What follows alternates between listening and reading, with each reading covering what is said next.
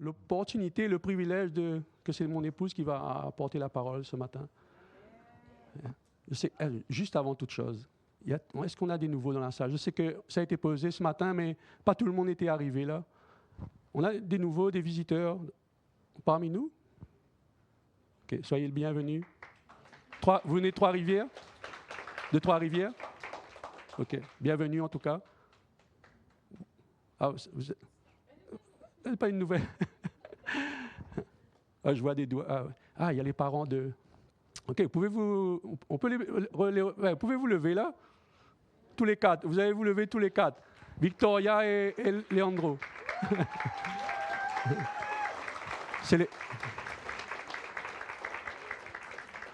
Et ils sont venus en vacances, c'est les parents le papa et la maman de Leandro. En tout cas, bienvenue à l'église. Ils viennent combien de temps? 2 semaines? C'est ça, 15 jours, tu m'avais dit? OK, mais bienvenue en tout cas. Soyez bénis abondamment. Je vois plus de doigts, c'est correct? Église Source de Vie, vous allez bien? Il y a les habitués ce matin? Vous aussi, soyez bénis. On est heureux ce matin d'être dans sa présence là. La parole dit bien, un jour dans ses parvis vaut mieux que 1000 ailleurs. Et je crois qu'on est bénis ce matin. On va recevoir pourquoi on va recevoir ce matin? Parce que Dieu, vous n'êtes pas là au hasard, n'est-ce pas? Il n'y a rien de hasard avec Dieu où tu es assis là. Et déclare à ton voisin que oui, je vais recevoir.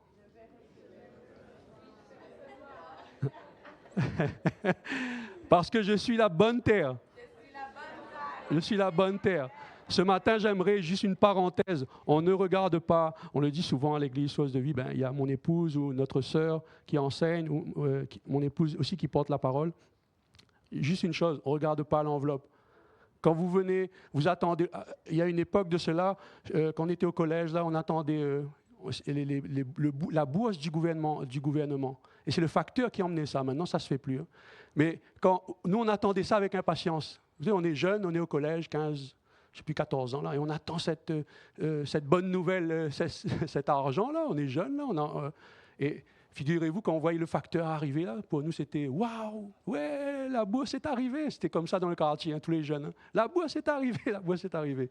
Mais c'est juste pour vous dire, quand il y a une bonne nouvelle à recevoir, j'aimerais que vous ne regardez pas à l'homme ou à la femme, là. On regarde la parole de Dieu. Ce que Dieu veut vous dire ce matin, c'est le plus important. On ne regarde pas le facteur, là. On regarde à la parole, on regarde à la bonne nouvelle ce matin. Donc, mes frères et sœurs, soyez bénis. Sans plus tarder, je vais laisser mon épouse à venir.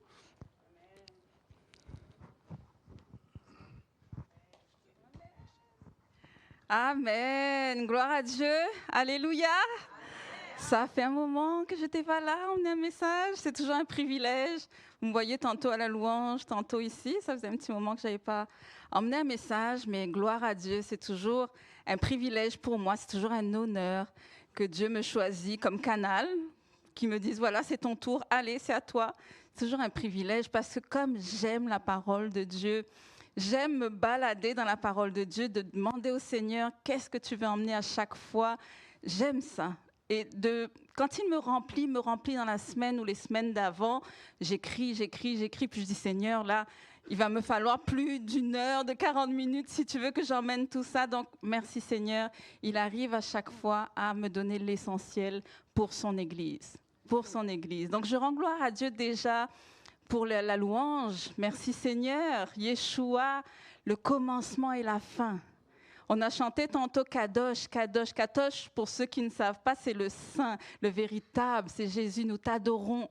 Quand on le chante Kadosh, Kadosh, nous t'adorons Seigneur. C'est Jésus, c'est notre Jésus qu'on adore quand on est dans ce lieu. Donc on sait que quand on est là, on est en train de l'adorer, on est en train de le célébrer. Il est au milieu de nous. Il est là au milieu de nous. Il est saint, 3 fois saint. On le loue, on élève son nom dans ce lieu. C'est la louange. Et cette louange-là, elle monte vers lui comme un parfum de bonne odeur. Parce qu'on l'adore pour qui il est. C'est pour ça qu'on le rend grâce. À chaque dimanche matin, on est là à l'adorer, à le célébrer. Quand on vous dit acclamez le Seigneur, on acclame le Seigneur. Pour tout ce qu'il a fait dans votre vie, vous arrivez là le dimanche matin. Oui, je vais acclamer le Seigneur ce matin. Oui, pour tout ce qu'il a pu faire dans la semaine, pour tout ce qu'il a pu faire, même ce matin avant d'arriver, je veux acclamer le Seigneur. Et je veux le faire de tout mon cœur, de toute mon âme. Je veux vraiment le louer ce matin. Vous devez être participants avec nous. Participants. Parce que ce n'est pas autant la louange qui est là le matin, mais c'est vous. C'est vous qui arrivez ici et qui voulez lui rendre vraiment honneur pour ce qu'il est. Donc oui, Yeshua. Yeshua, le commencement et la fin. Amen. On remercie également le pasteur Ken Mafou la semaine dernière qui était venu, qui était là. Et est-ce que vous avez été bénis? Amen, moi aussi. Moi aussi, j'ai été bénie. Ceux qui étaient là aussi au cours de la formation des ouvriers. Qui étaient là pour la formation des ouvriers? Amen, c'était vraiment bon. Dieu connaît de quoi son Église a besoin. Il connaît. Donc, si on vient dans ce lieu, si on se dit que c'est mon Église, c'est ma maison, vous allez recevoir ce que Dieu veut vous donner en cette saison. Toujours. Donc, c'est pour ça que, parfois, vous ne savez pas, il y a des églises, avant, on le faisait aussi, on mettait les titres de ce qu'on allait prêcher. Maintenant, vous arrivez, vous ne savez pas quelle est la nourriture d'aujourd'hui, mais vous savez que la nourriture est pour vous. Vous le savez très bien. Amen. Alors, on va prier. On va demander au Seigneur de prendre toute la place ce matin pour ce message très spécial. On va vraiment, le titre du message, c'est la justice, la souveraineté et la fidélité de Dieu. Amen.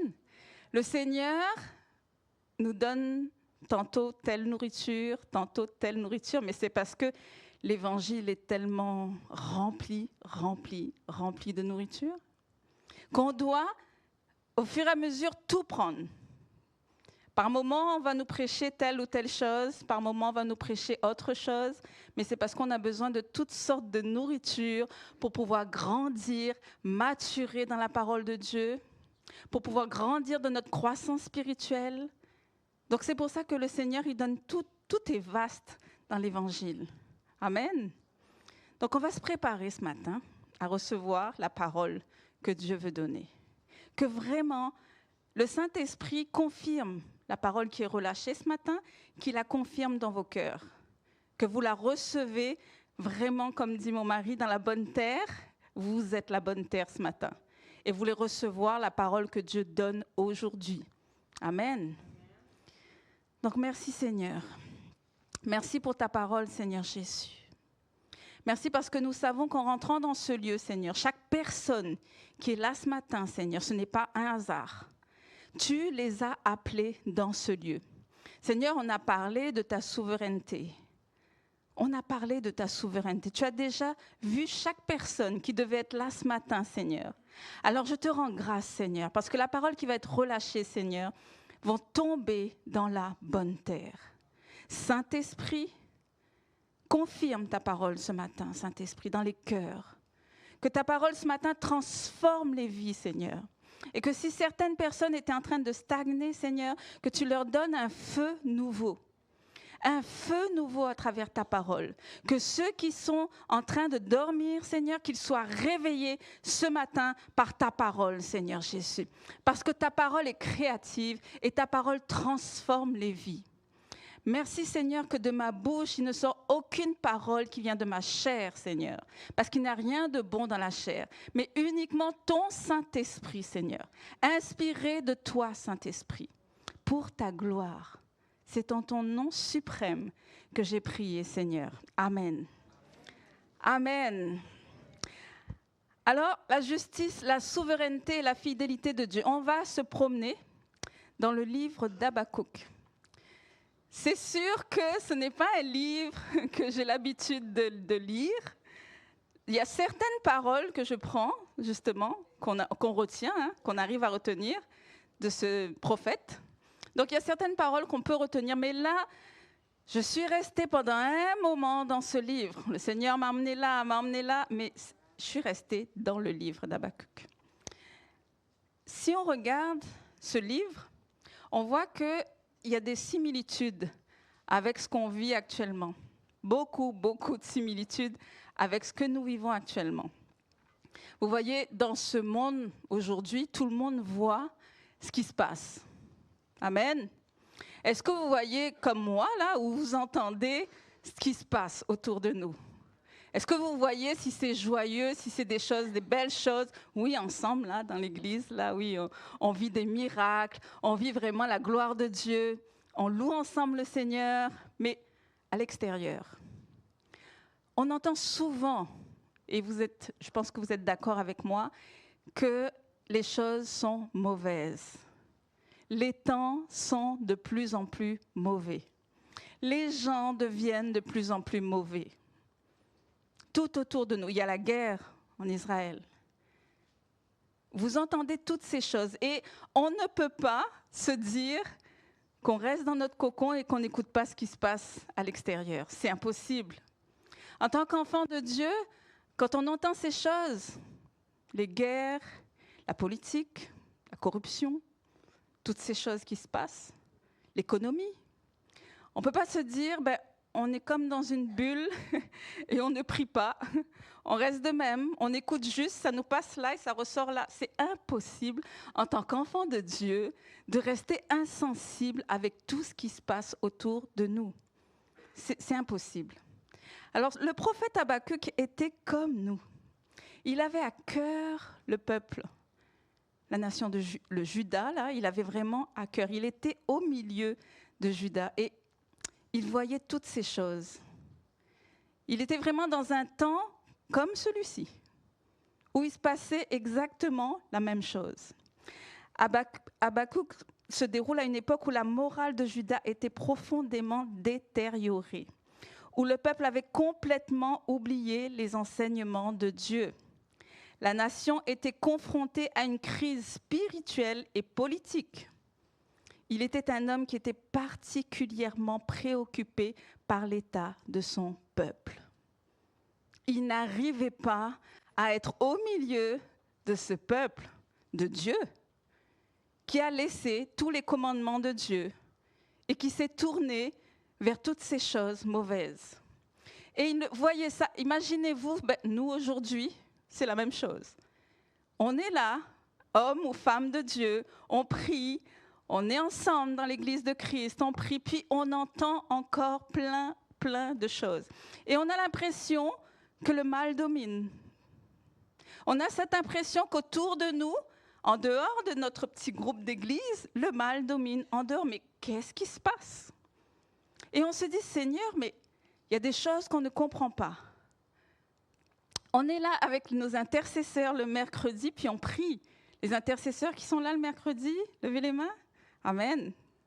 Et je vous entends. Vous priez pour Israël, vous priez pour plusieurs pays. On prie pour le gouvernement.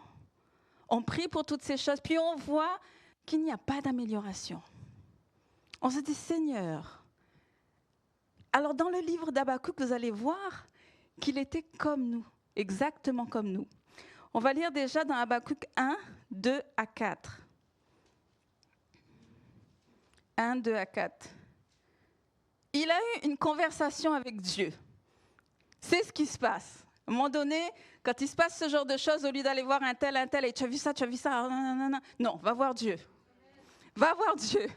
Si tu commences à vraiment ruminer autour de toi, à un moment donné, tu dois avoir des réponses. À un moment donné, Seigneur, mais qu'est-ce que tu fais? Qu'est-ce que tu fais dans ce chaos qui se défile devant nous? Qu'est-ce que tu fais? Et c'est normal. C'est normal, en tant qu'enfant de Dieu, qu'on pose la question. Qu'est-ce que tu fais, Seigneur? Donc là, Habakkuk répandit son âme devant Dieu. Il y en a beaucoup qui le font, hein? Je l'ai déjà fait, de répandre mon âme devant Dieu. Jusqu'à quand, ô Éternel, j'ai crié et tu n'écoutes pas?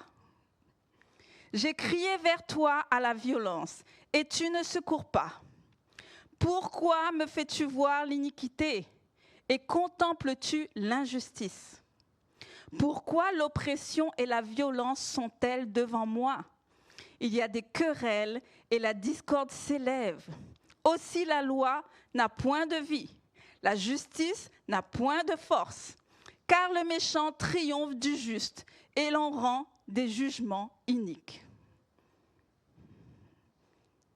Ça nous parle? Est-ce que ça vous parle? C'est impressionnant quand on voit dans ce temps-là d'Habakkuk et nous aujourd'hui, on aurait les mêmes raisonnements. On aurait exactement les mêmes raisonnements.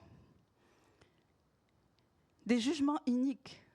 C'est toujours le méchant qui va s'en sortir et le juste qui va perdre. Il n'y a pas de sens. Il n'y a pas de sens, Seigneur. La réponse de Dieu que va lui donner le Seigneur n'a aucun sens. Est-ce que vous êtes déjà arrivé à ce que Dieu vous réponde pour quelque chose que vous lui avez demandé et que pour vous, c'est à côté? Pour vous, c'est à côté. Hein? Je dis bien pour lui, son plan est précis là. Mais que vous demandez au Seigneur, pourquoi Seigneur, telle chose? Et quand vous avez la réponse, ça ne vous va pas. C'est pas ce que j'attendais, Seigneur. Non. Amen. Ce que Dieu répond au verset 5 et 6. Jetez les yeux parmi les nations, regardez, et soyez saisis d'étonnement, d'épouvante, car je vais faire en vos jours une œuvre que vous ne croiriez pas si on la racontait. Voici, je vais susciter les Chaldéens, peuple furibond et impétueux, qui traverse de vastes étendues de pays pour s'emparer de demeures qui ne sont pas à lui. Alors, si on m'explique, parce que moi, j'ai besoin qu'on m'explique. Alors, Habakkuk criait à Dieu pour dire que dans son peuple, le peuple de Juda, il se passait plein de choses. Et il crie à Dieu pourquoi. Et là, Dieu dit qu'il va utiliser une nation cruelle, arrogante, féroce, pour exécuter ses jugements. Les Chaldéens étaient un empire en plein essor. Ils étaient craints par toutes les nations. Ils laissaient la destruction sur leur passage. Je vous vois là comme... Est-ce que vous comprenez la réponse de Dieu là-dedans?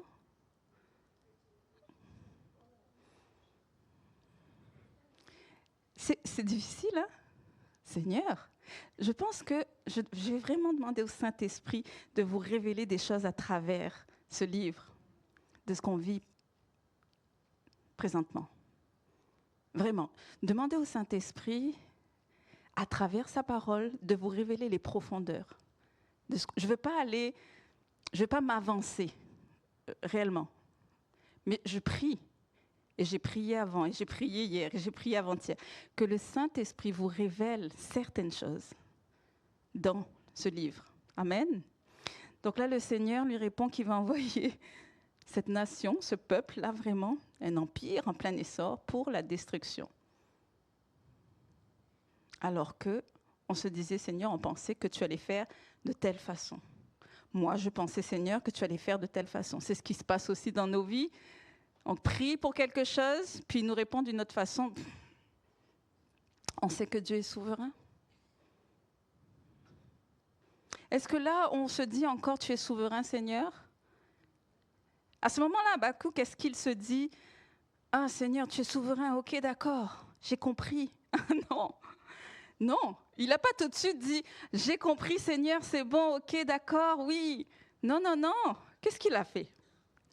Qu'est-ce qu'il a fait, Habakkuk? Il est allé encore une fois devant Dieu.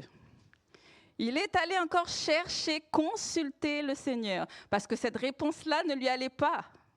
Donc il est allé encore une fois, et je vous conseille de le faire, de ne pas juste rester sur une réponse du Seigneur et de rester... Non, non, non, non, non, non, non, non. Restez pas là-dessus. Parce que vous savez que quand vous l'avez accepté, vous avez dit que tu es le Seigneur de ma vie. Le Sauveur, mais le Seigneur de ma vie. Donc au chapitre 2, 1, écoutez bien ça. J'étais à mon poste, c'est Habakkuk qui parle. Et je me tenais sur la tour. Je veillais pour voir ce que l'Éternel me dirait et ce que je répliquerais après ma plainte. Ah oui, On va voir ce qu'il va me dire. Et après, moi, je vais voir ce que je vais lui dire après, par la suite. Mais écoutez bien ça. J'étais à mon poste. Où es-tu? Quand il se passe de même, quand il y a des réponses de Dieu qui sont difficiles à avaler, où es-tu? Est-ce que tu restes à ton poste? Est-ce que tu fuis? Bon, ben si c'est comme ça, moi, non. Non, la vie chrétienne n'est pas pour moi. Non. Où est-ce que tu restes à ton poste? Parce que là, il dit, j'étais à mon poste et je me tenais sur la tour. La tour, les lieux élevés.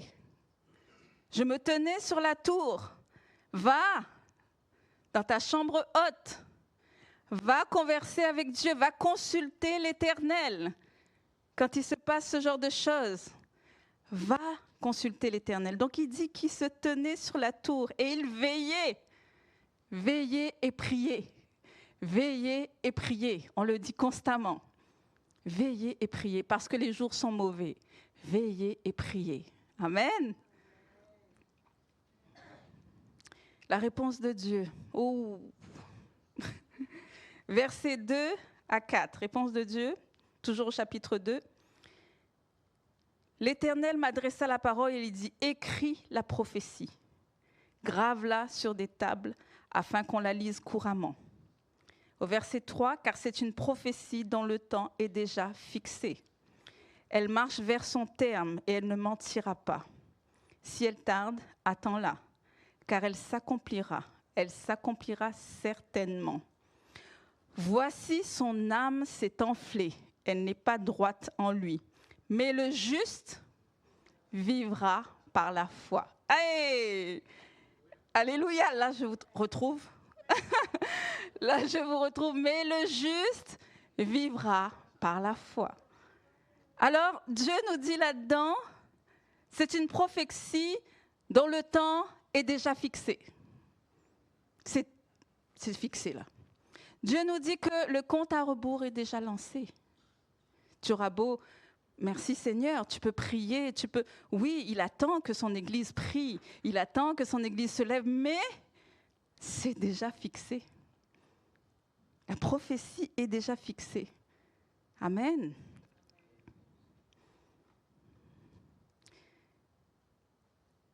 Mais garde la foi. Garde la foi.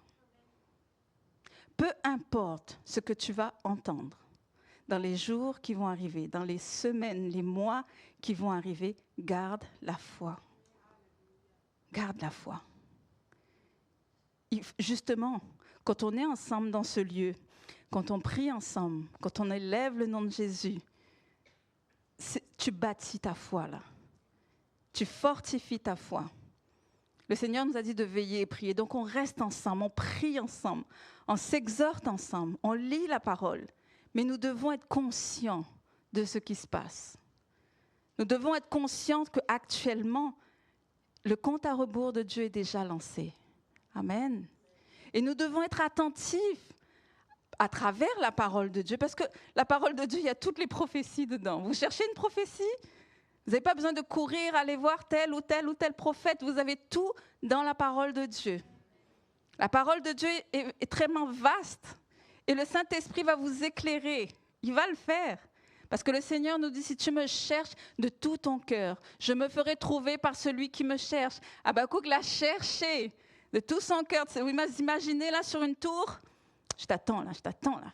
Vous imaginez ça? Non, tant que tu ne viens pas là, je reste sur une tour. Nous aussi, on devrait faire de même. Seigneur, tant que tu ne me parles pas, tant que tu ne me révèles pas les choses, je reste à tes pieds. Je reste là jusqu'à temps que tu me parles. Amen. Donc, il dit vraiment, le juste vivra par la foi. La justice de Dieu est parfaite et déterminée. Son timing est parfait.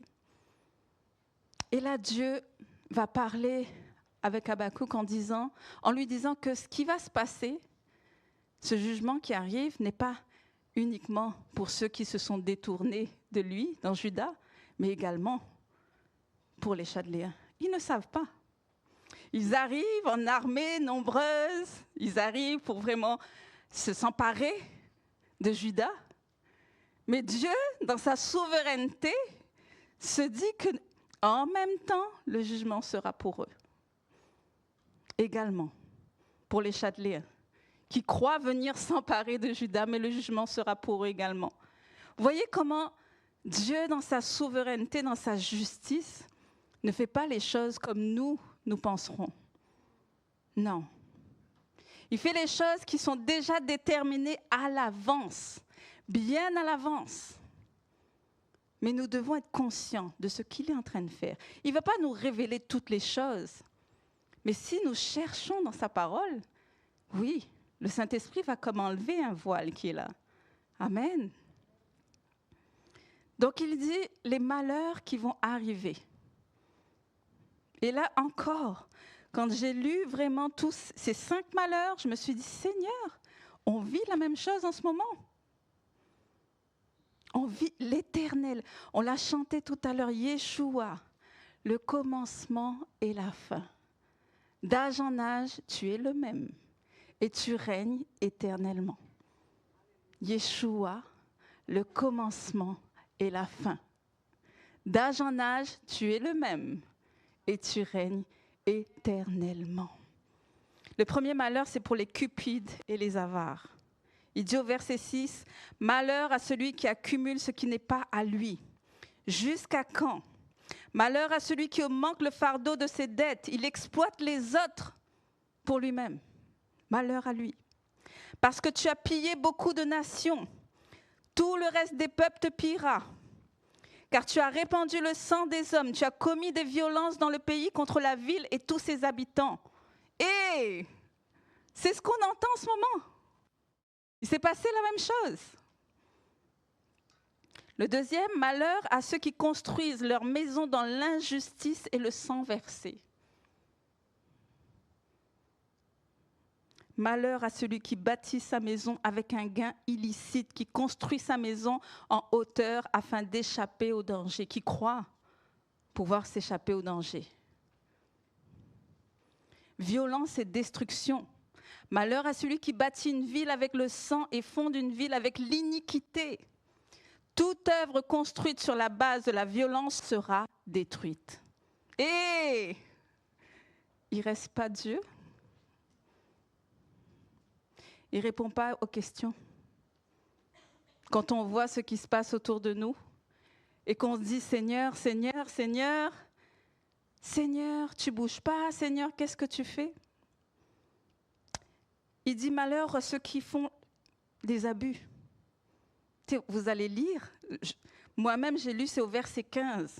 « Malheur à celui qui fait boire son prochain, à toi qui verses ton outre et qui l'enivre afin de voir sa nudité. » C'est ce qu'on entend aujourd'hui qui se passe. C'est ce qui se passe aujourd'hui quand on entend des personnes, des jeunes qui sont allés, je ne sais pas, en fête, dans une boîte de nuit ou quoi que ce soit, dans l'alcool, ils mettent des drogues dans l'alcool. On entend ces choses. Dieu nous avait déjà avertis dans sa parole. Il n'est pas surpris. C'est écrit dans sa parole. Quand j'ai lu ça, je n'avais jamais vu cette parole. Malheur à celui qui découvre ta nudité et qui veut te faire boire. Je n'ai jamais vu ça dans la parole de Dieu. Mais il le dit déjà. Amen. Et le dernier, c'est l'idolâtrie. Il condamne l'idolâtrie. Malheur à celui qui dit au bois, lève-toi, c'est au verset 19. Lève-toi, à une pierre muette, réveille-toi. Donnera-t-elle instruction? Voici, elle est garnie d'or et d'argent, mais il n'y a point en elle un esprit qui l'anime. Je sais que ce n'est pas facile d'entendre ces choses, mais c'est pour vous dire que le Seigneur ne dort ni ne sommeille. Malgré tout ce qu'on peut voir, Dieu a l'œil sur la terre, sur toutes les nations. Il a déjà un plan bien précis, bien défini. À nous de savoir, à nous justement d'ouvrir nos yeux, nos oreilles spirituelles, parce que Dieu va parler tantôt d'une manière, tantôt d'une autre. Mais soyons assoiffés, ayons ce zèle de se dire, Seigneur, je vais être connecté à la source. Je ne veux pas non plus être là à m'occuper d'autres choses, de faire toutes sortes de choses et ne pas savoir ce qui est en train de se passer en ce moment. Nous devons être alertes à ce qui se passe en ce moment même, de ce que Dieu est en train de faire en ce moment même. C'est sûr qu'on n'a pas l'habitude. On reste souvent sur nos problèmes, on reste souvent ce qui se passe dans notre petite bulle, mais on ne lève pas les yeux ailleurs pour voir ce qui se passe. Parce que quand on verra ce qui se passe à l'extérieur, le Seigneur va nous révéler ce qui se passe à l'intérieur. Nous sommes liés. Amen. Dans 2 Pierre 2,9, écoutez bien ça. 2 Pierre 2,9. Ainsi donc le Seigneur s'est délivré de l'épreuve les hommes pieux et gardé les injustes pour le jour du jugement où ils seront punis.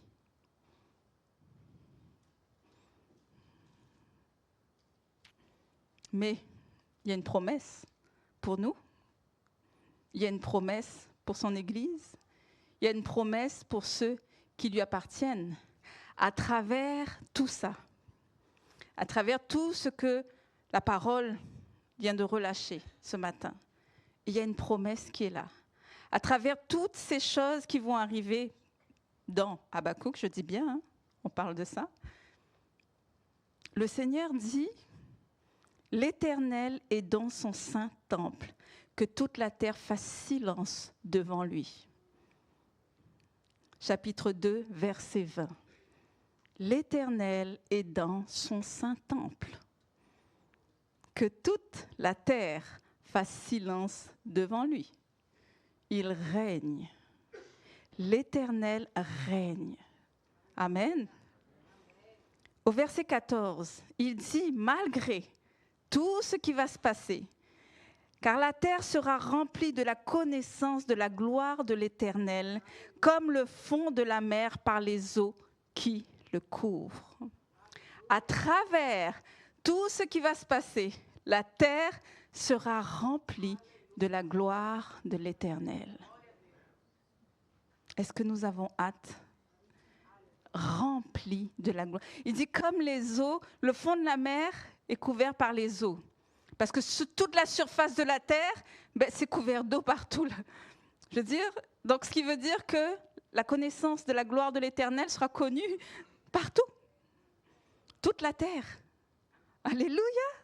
Ce n'est pas une bonne nouvelle à travers ce qui va se passer, mais Dieu donne une promesse. Dieu donne une promesse. Le psaume 93, 1, écoutez bien. Il nous dit, l'Éternel règne. Gardez bien ça en tête, à travers tout ça, à travers tout ce que vous allez entendre par la suite. Parce que là, les médias là, vont vous balancer pas mal de choses. Là. Fausses, vraies, bon. Ils vont vous balancer pas mal de choses. Mais gardez bien ce verset. L'Éternel règne. Il est revêtu de majesté. L'Éternel est revêtu. Il est saint de force. Aussi le monde est ferme. Il ne chancelle pas. Ton trône est établi dès les temps anciens. Tu existes de toute éternité. Regardez le Dieu qu'on sert. Nous qui sommes son Église, on a une promesse qui est là pour nous. Nous avons l'Éternel, il règne, il est revêtu de force. De force. Amen. Donc nous devons croire en ça. Nous devons espérer en ça.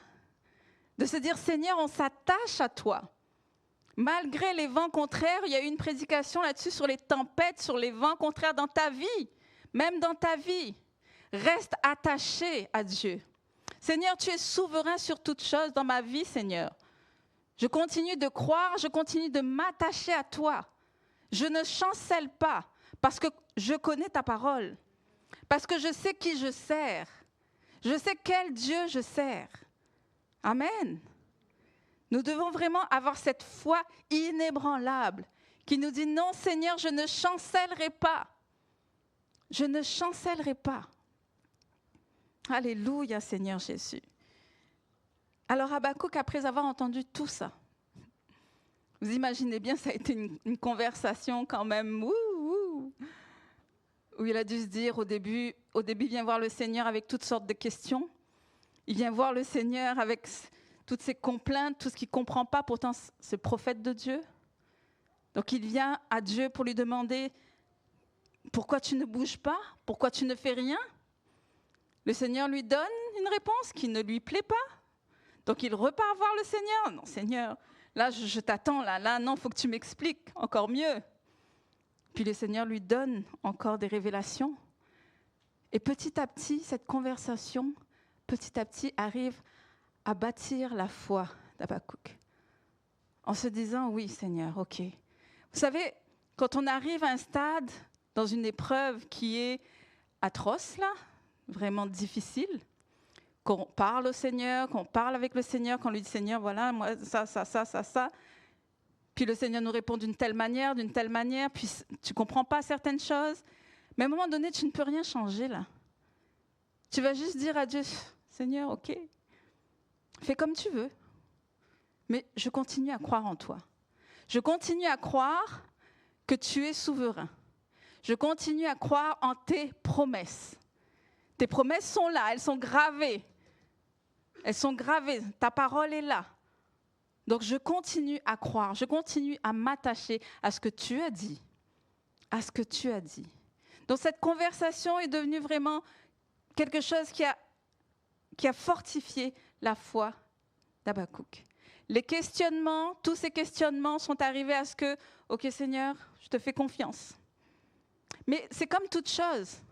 On a besoin, certainement, quand on traverse des moments difficiles, on a besoin d'avoir une réponse. Parfois, Dieu ne nous donne pas de réponse, mais parfois, dans certains cas, il te répond. Parfois, il te répond dans la situation. Parfois, il te répond dans ce qui se passe par la suite. Quand tu vois ce qui se passe par la suite, tu regardes juste en arrière. « Ok, Seigneur, c'est ça que tu voulais faire. » Il ne va pas te parler directement, mais par les circonstances, par ce qui va se passer par la suite, tu vas voir que, oh Seigneur, tu étais en train de travailler ça. Je ne savais pas. Donc plusieurs choses que le Seigneur va faire avec toi, plusieurs travails que Dieu va faire avec toi, tu ne comprendras peut-être pas, mais tu le sauras par la suite qu'il était en train de travailler dans l'invisible. Peut-être toi, tu ne l'as pas vu, mais il était en train de travailler dans l'invisible. Écoutez, nous avons prié. Parfois, on demande au Seigneur, « Seigneur, je veux porter du fruit. » Le pasteur l'a dit dimanche dernier. Ceux qui veulent porter du fruit, ils sont émondés. Donc parfois, on le chante. « Oui, Seigneur, je veux te suivre. Oui, Seigneur, où que tu ailles, je veux te suivre. Prends ma vie, Seigneur, je te donne mon cœur. » Quand tu chantes ce genre de choses, attends-toi à ce que par la suite, il y a la pratique. Dieu t'emmène dans la pratique. Donc là, si tu dis, Seigneur, je ne comprends pas ce qui se passe. Parfois, il t'emmène dans la pratique. Pas au-delà de tes forces. Mais il est toujours là. Il est toujours là. J'ai toujours dit ici dans cette église qu'on doit faire la paix avec l'incompréhension. J'ai toujours dit. Nous-mêmes, à un moment donné, écoute, Seigneur, là, tu vas là, tu fais ça. Je pense que beaucoup de vous dans l'église le voient. Parce que parfois, on pense connaître mieux que lui. On pense connaître, alors je pense qu'il va faire comme ça. Puis non, il est souverain. Il va aller là, il va passer ici, puis il va retourner là. Tu ne pourras plus le suivre. À un moment donné, tu vas juste dire, OK, Seigneur, j'abandonne. Tu seras obligé de lui dire, j'abandonne. Parce qu'au moment où tu vas croire que tu le suis, oui, Seigneur, tu es derrière lui. Oui, Seigneur, je suis. Mais à un moment donné, tu vas comme le dépasser. Lui, il n'aura pas marché d'un pas, mais toi, tu l'auras déjà dépassé. Oui, c'est par là. Mais Dieu est toujours bon. Dieu est toujours bon. Il sait nous ramener. Mais il te dit de garder la foi. Donc, ce qui s'est passé avec Habakkuk, ce qu'il dit au chapitre 3, verset 16. Chapitre 3, verset 16. « J'ai entendu, et mes entrailles sont émues. À cette voix, mes lèvres frémissent, mes os se consument et mes genoux chancellent. En silence, je dois attendre le jour de la détresse, le jour où l'oppresseur marchera contre le peuple. Donc là, il est honnête envers Dieu, là. Oui, Seigneur, oui, j'ai peur. Tu sais, à un moment donné, sois honnête envers Dieu, là. Ok, Seigneur, j'ai quand même peur. Là, il dit, mes os frémissent, mes entrailles sont émues, mes lèvres frémissent. Oui, Seigneur, ben oui, hein, tu m'as envoyé ce peuple-là, quand même. Mais, toutefois, au verset 18, « Je veux me réjouir en l'Éternel. Je veux me réjouir dans le Dieu de mon salut. »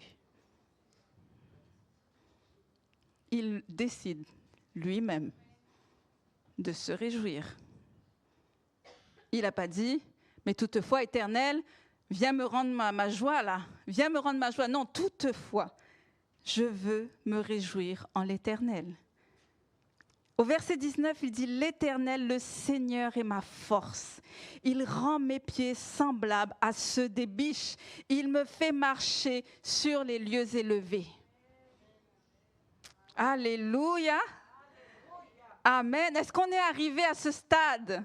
À ce stade de dire, « Mais Seigneur, tu es ma force. Tu rends mes pieds semblables à ceux des biches et tu me fais marcher sur les lieux élevés. » Élevé, Seigneur. Je suis au-dessus de toute circonstance. Je suis au-dessus de toute maladie, au-dessus de tout ce qui se passe. Je suis au-dessus. Il se passe ça ou ça dans ma vie, dans ma ville, mais Seigneur, avec toi, nous sommes au-dessus. Alléluia. On se réjouit en l'Éternel. On se réjouit malgré tout ce qui peut se passer. Je décide de me réjouir dans l'Éternel. Je décide. C'est ton pas à toi, là. Qu'est-ce que tu décides ce matin? Ce matin, qu'est-ce que tu décides? De rester là, en colère avec Dieu? De dire, Seigneur, moi je pensais que tu allais faire comme ça et tu as fait autrement. J'étais persuadée que c'était ça, mais tu as fait autrement. Combien de fois ça m'est arrivé? Oh là là, combien de fois? On a prié, on a prié. Je me souviens, on était un petit groupe de prière avec ma sœur, mon mari, une autre sœur à La Réunion. Puis j'attendais une mutation parce que, comme je vous avais expliqué, j'avais eu un poste dans la police nationale, mais je travaillais en France. Donc, rendu à La Réunion, j'attendais une mutation pour La Réunion. Puis, la commission était passée. Puis, la dame a dit, « Madame, vous avez 99% de chance d'avoir votre mutation. » Et on s'est réjouis dans le Seigneur. Moi, ma sœur, écoute, on s'est mis à genoux. On a dit, « Oh Seigneur, tu es tellement bon. » On était dans une joie, puis on sautait. Vous nous connaissez là? Joanna. On sautait, on a pleuré. « Seigneur, comment tu es bon. » Mais ce n'était pas le plan de Dieu. Oh Seigneur, c'était pas son plan. 99% de chance. Comment on a pu se tromper à ce point? Demandez à ma sœur. Pendant une semaine, je faisais la grève. Pendant une semaine, je faisais la grève chrétienne. Seigneur, ne me parle plus. Non. Puis elle m'appelait, mon mari me disait, mais peut-être qu'il a un autre plan. Mais là, je ne voyais rien du tout, là. J'étais fixée, c'était là, c'était ma mutation. Je pouvais rester à La Réunion des années avec un bon travail, un bon salaire. Mais ce n'était pas le plan de Dieu. Ce n'était pas son plan. Mais oui, j'ai fait la colère pendant un bon moment. Seigneur, comment peux-tu me faire arriver jusqu'à 1%? Mais la parole dit, car je connais les projets que j'ai formés pour toi, dit le Seigneur, projet de paix et non de malheur. Il a dit encore le pasteur la semaine dernière, afin de te donner un avenir et de l'espérance. Un avenir et de l'espérance. Donc nous sommes là, ensemble, Église de Christ, après avoir entendu la parole de Dieu ce matin, de vous dire, Seigneur, je suis fortifié, peu importe peu importe ce qui peut arriver, je reste attachée à toi. Attachée à toi. Et je continue à être à mon poste. Retenez bien ça. Continuez à être à votre poste. J'ai demandé au Seigneur pardon, moi, de l'avoir délaissé pendant un moment, vouloir entendre parler de lui. J'ai demandé pardon, mais je suis retournée à mon poste. Je suis retournée. Peut-être en grognant, en râlant le pied, mais j'y suis retournée parce que je sais où est ma place. Et j'ai la conviction où est ma place.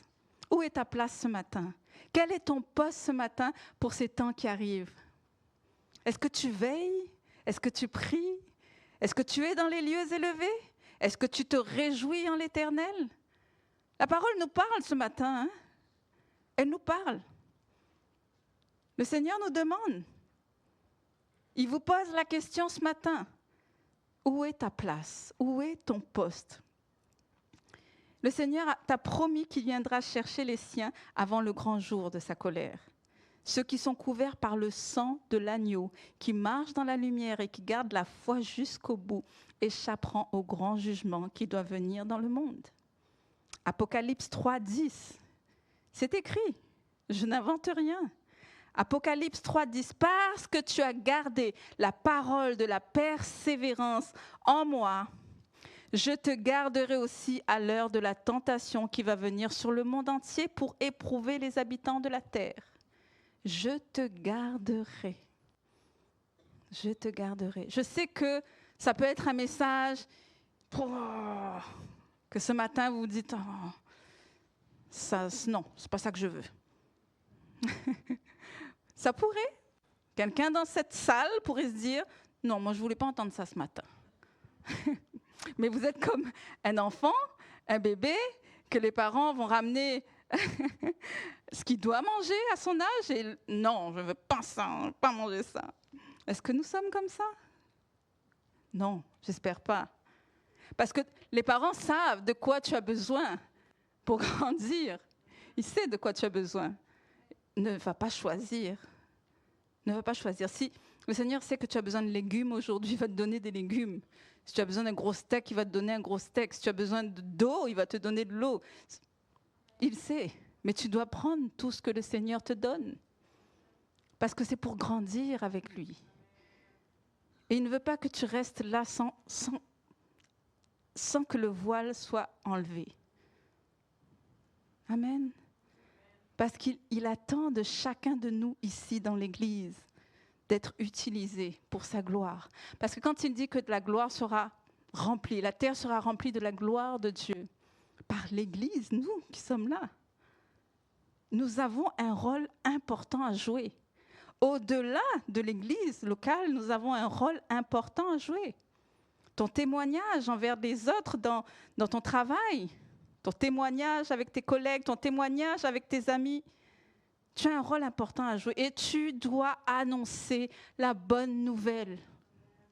Tu dois annoncer la bonne nouvelle. Les temps sont proches, tu dois annoncer la bonne nouvelle. Tu ne peux pas rester dans ta vie chrétienne, mais toi et toi. Non. Tu dois penser que, Seigneur, j'ai entendu ce matin. J'ai entendu ta parole ce matin. Donc les personnes maintenant que je sais qui n'ont pas encore reçu Christ, oulala, il faut que ça crée un zèle en vous, là, un feu en vous. Si vous avez reçu la parole ce matin et que vous dites, ok, c'est bon, je vais méditer là-dessus. Mais là, il faut se réveiller, là. Là, il faut que vous vous réveilliez de dire, ok, bon, je vais aller parler de Jésus, je vais aller parler de la bonne nouvelle. Il le prend pas, mais moi, au moins, j'aurais fait ma part. J'aurais fait ma part. Seigneur, ok, j'ai entendu, les temps sont mauvais. Oui, Seigneur. Où est-ce que tu veux m'emmener? Qui tu veux que j'aille parler avec qui? Amen. On doit se lever. On doit se lever. Autant, oui, vous avez des messages qui peuvent vous encourager dans la persévérance, dans votre identité en Christ, dans toutes ces choses-là. Mais autant, vous devez avoir ce genre de message également. Je ne choisis pas les messages. Ne choisissez pas non plus ce que vous devez prendre comme nourriture. Non. À chaque fois qu'on se trouve ici, nous ne choisissons pas nous-mêmes les messages. C'est Dieu qui donne. Alléluia. Je vais demander à Pascal de monter, s'il te plaît. Alléluia, Seigneur Jésus. Alléluia, Seigneur.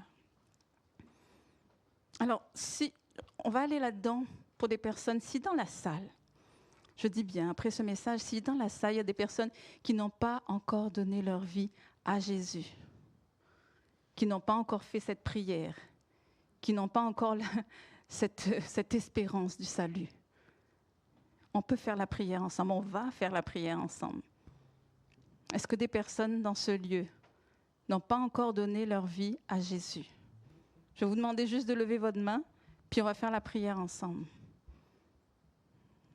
Tout le monde a déjà donné sa vie à Jésus? Je sais que ce n'est pas quelque chose... Moi-même, la première fois que c'est arrivé, c'est sûr qu'on est comme un peu... De quoi il parle? Qu'est-ce qu'il dit? Mais juste de dire, Seigneur, c'est vrai ça? Je n'ai pas encore fait cette prière pour te dire, Seigneur, je décide de te donner ma vie. Je décide aujourd'hui de te donner ma vie. Après avoir entendu ce message, là, Seigneur, non. Je ne veux pas continuer seul. Parce que continuer seul, c'est continuer en dehors de la grâce de Dieu. Et tu ne veux pas ça. Si tu es dans ce lieu ce matin, si tu es ici ce matin, que Dieu t'a attiré dans ce lieu ce matin, et que tu veux dire, non Seigneur, je ne veux plus continuer seul. Je veux vraiment que tu sois avec moi. Je veux vraiment te donner ma vie. Parce que j'ai essayé de diriger ma vie par moi-même. J'ai essayé du moins, mais je n'y suis pas arrivée. Plusieurs fois. Donc aujourd'hui, je veux que tu prennes le contrôle, que tu prennes le volant de ma vie pour m'emmener dans ta direction, dans la bonne direction. Donc c'est dans ce contexte-là qu'on va dire, Seigneur, ce matin, je veux te donner ma vie. Amen. On va se lever. Alléluia, Seigneur Jésus. Alléluia, Seigneur. Alléluia, Seigneur Jésus. Merci, Seigneur Jésus. Alléluia, alléluia, alléluia, Seigneur Jésus.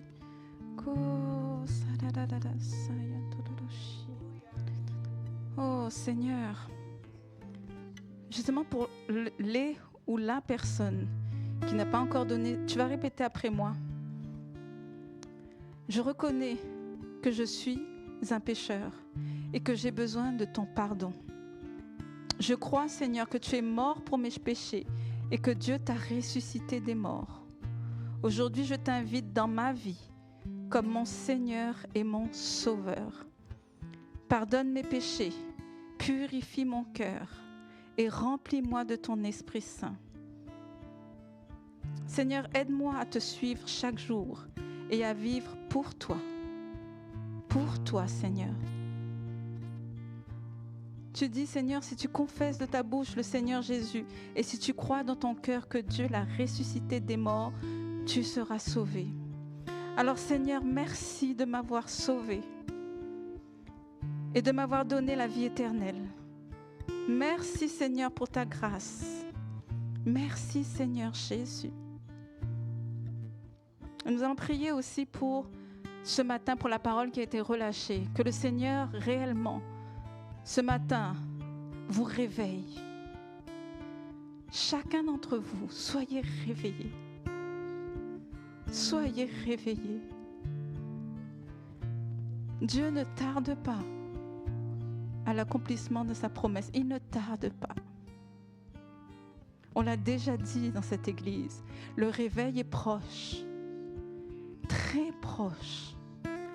Mais la venue de notre Seigneur également est très proche. Alors Seigneur, je ne veux plus être sec. Seigneur, je veux une vie de prière enflammée, Seigneur.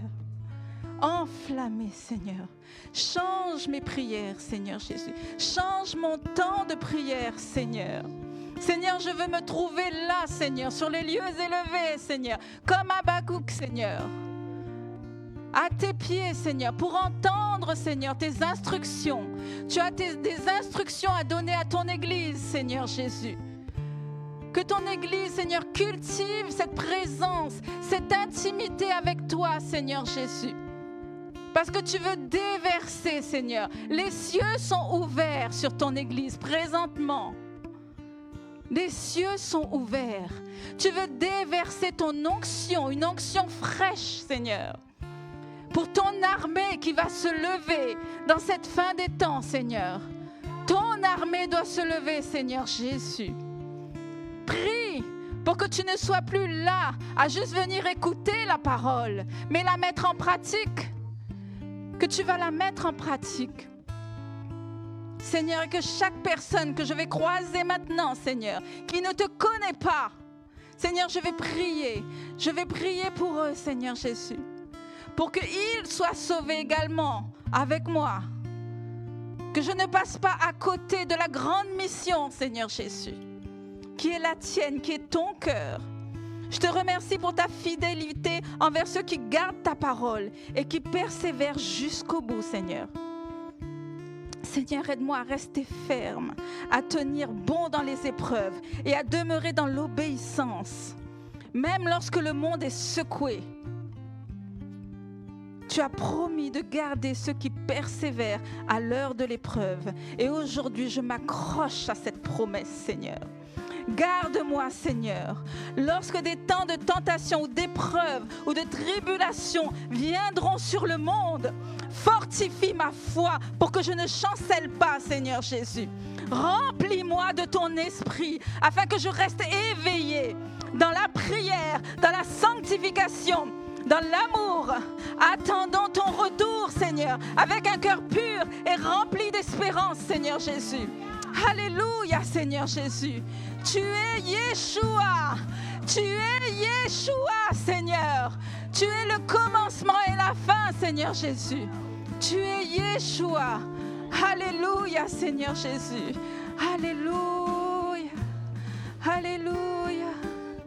Alléluia. Alléluia.